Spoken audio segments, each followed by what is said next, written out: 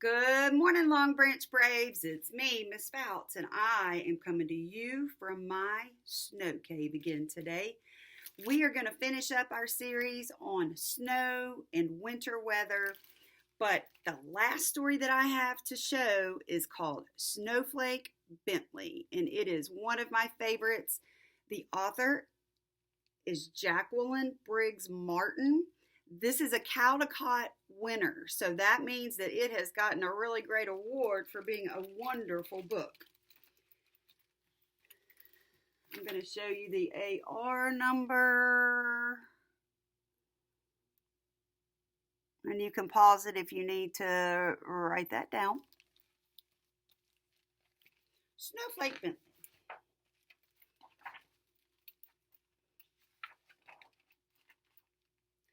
In the days when farmers worked with ox and sled and cut the dark with lantern light, there lived a boy who loved snow more than anything else in the world.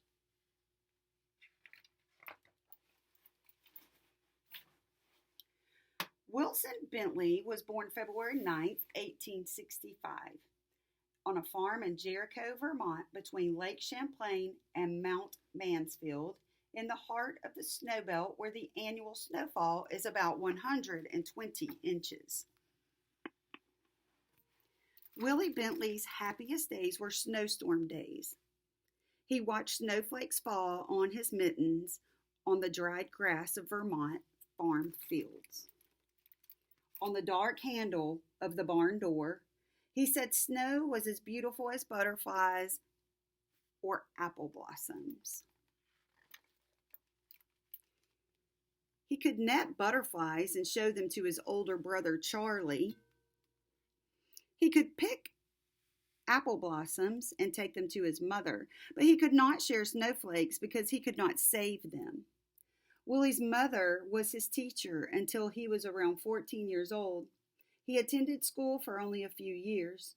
She had a set of encyclopedias, and Willie said, "I read them all." When his mother gave him an old microscope, he used it to look at flowers, raindrops, and blades of grass. Best of all, he used to look at snow. While other children built forts and pelted snowballs at roosting crows, Willie was catching single snowflakes. Day after stormy day, he studied the icy crystals. From his boyhood on, he studied all forms of moisture. He kept a record of the weather and did many experiments with raindrops. He learned that most crystals had 6 branches, though a very few had 3. For each snowflake, the 6 branches were alike. "I found that snowflakes were masterpieces of design," he said. "No one design was ever repeated." When a snowflake melted, just that much beauty was gone without leaving any record behind. Their intricate patterns were even more beautiful than he had imagined. He expected to find whole flakes that were the same, that were copies of each other, but he never did. Willie decided he must find a way to save snowflakes so others could see their wonderful designs. For 3 winters, he tried drawing snow crystals. They always melted before he could finish. Starting at age 15, he drew 100 snow crystals each winter for 3 winters. When he was 16, Willie read of a camera with its own microscope. "If I had that camera, I could photograph snowflakes," he told his mother.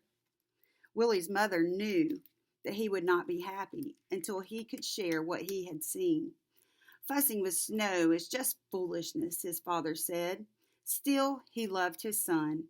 When Willie was 17, his parents spent their savings and bought the camera. The camera made images on large glass negatives. Its microscope could magnify a tiny crystal from 64 to 3,600 times its actual size. It was taller than a newborn calf and cost as much as his father's herd of 10 cows. Willie was sure it was the best of all cameras. Willie's experiment. He used a very small lens opening which let only the light in, a little light in, reach the negative, but he kept the lens open for several seconds, up to a minute and a half.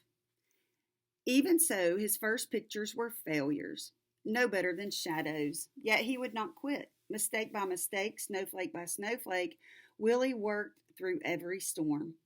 Winter ended, the snow melted, and he had no good pictures. He waited for another season of snow. One day, in the second winter, he tried a new experiment, and it worked. Willie had figured out how to photograph snowflakes. Now everyone can see the great beauty in a tiny crystal, he said. He learned, too, that he could make the snow crystal show up more clearly by using a sharp knife to cut away all the dark parts of the negative around the crystal. This etching meant extra hours of work for each photograph, but Willie didn't mind.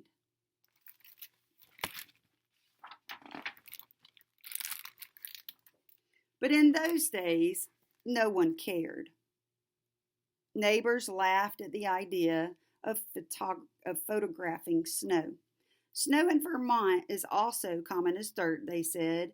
We don't need pictures. Willie said the photographs would be his gift to the world. While other farmers sat by the fire or rode to town with horse and sleigh, Willie studied snowstorms. He stood at the shed door and held out a black tray to catch the flakes. He learned that each snowflake began as a speck, much too tiny to be seen. Little bits, molecules of water, attach to the speck to form its branches. As the crystal grows, the branches come together and trap small quantities of air. Many things affect the way those crystals branches grow. A little more cold, a bit less wind, or a bit more moisture will mean different shaped branches. Willie said that was why in all his pictures he never found two snowflakes alike. When he found only jumbled broken crystals, he brushed the tray clean with a turkey feather and held it out again. He waited hours for just the right crystal and didn't notice the cold. If the shed were warm, the snow would melt. If he breathed on the black tray, the snow would melt. If he twitched a muscle as he held the snow crystal on the long wooden pick, the snowflake would break. He had to work fast or the snowflake would evaporate before he could slide it into place and take its picture. Some winters he was able to make only a few dozen good pictures. Some winters he made hundreds. The best snowstorm of his life occurred on Valentine's Day in 1928. He made over 100 photographs during the 2-day storm. He called the storm a gift from King Winter. Willie's nieces and nephews lived on one side of the farmhouse that Willie shared with his brother Charlie. Willie often played the piano as they sang and shared stories and games with them. Willie loved beauty and nature. He took pictures in all seasons. In the summer, his nieces and nephews rubbed coat hangers with sticky pitch from spruce trees. Then Willie would use them to pick up spider webs jeweled with water drops and take their pictures. On fall nights, he would gently tie a grasshopper to a flower so he could find it in the morning and photograph a dew-covered insect.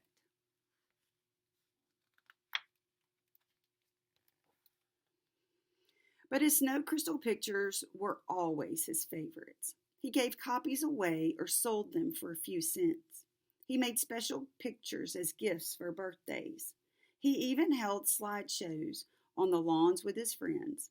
Children and adults sat on the grass and watched while Willie projected his slides onto a sheet hung over a clothesline. Many many colleges and universities bought lantern slide copies of his photographs and added to their collections each year. Artists and designers used the photographs to inspire their own work. Even today, those who want to learn about snow crystals begin with Wilson Bentley's book, Snow Crystals. He wrote about snow and published his pictures in magazines. He gave speeches about snow to faraway scholars and neighborhood sky watchers. "You're doing great work," said a professor from Wisconsin. The little farmer came to be known as the world's expert on snow, the Snowflake Man. But he never grew rich. He spent every penny on his pictures. Willie said there were treasures in snow. "I can't afford to miss a single snowstorm," he told a friend. "I never know when I will find some wonderful prize." Other scientists raised money so Willie could gather his best photographs in a book. When he was 66 years old, Willie's book, His Gift to the World, was published. Still, he was not ready to quit. By 1926, he had spent $15,000 on his work and received $4,000 from the sale of photographs and slides. Less than a month after turning the page on his book, Willie walked 6 miles home in a blizzard to make more pictures. He became ill with pneumonia after that walk, and he died 2 weeks later.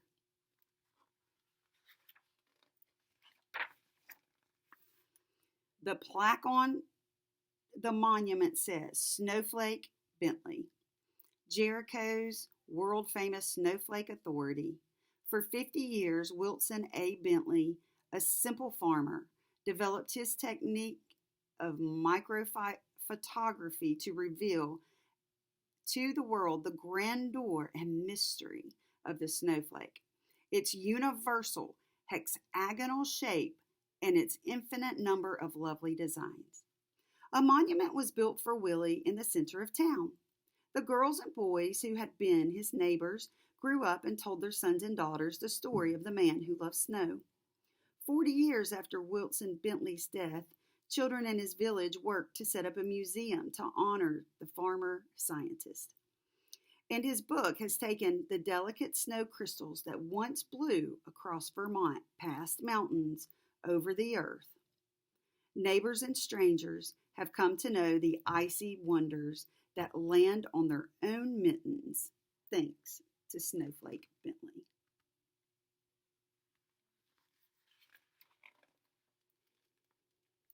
And here's a quote from Snowflake Bentley. There's a picture of him. "The average dairy farmer gets up at dawn because he has to go to work in the cow yard. To get up at dawn too, I get up at dawn too, but it is because I want to find some leaf hung with dew or spider web, which the dew has made into the most delicate ropes of pearls. I take my camera with me, get down on my knees in the wet grass, and photograph these exquisite bits of nature. Because I do this, I can show these lovely things to people who never would have seen them without my help. They will get their daily quart of milk, all right. Other farmers will attend to that, but I think I'm giving them something which is just as important." W.A. Bentley. And these are some real pictures of snowflakes. And his book, I have seen it. I don't own a copy of it. His book is amazing. So if you ever have a chance to find a book called Snow Crystals by William Bentley, I encourage you to take a copy of it and maybe check it out from the library or read it and share it with somebody else.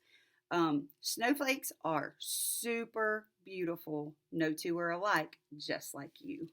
Everybody, this is Miss Fouts.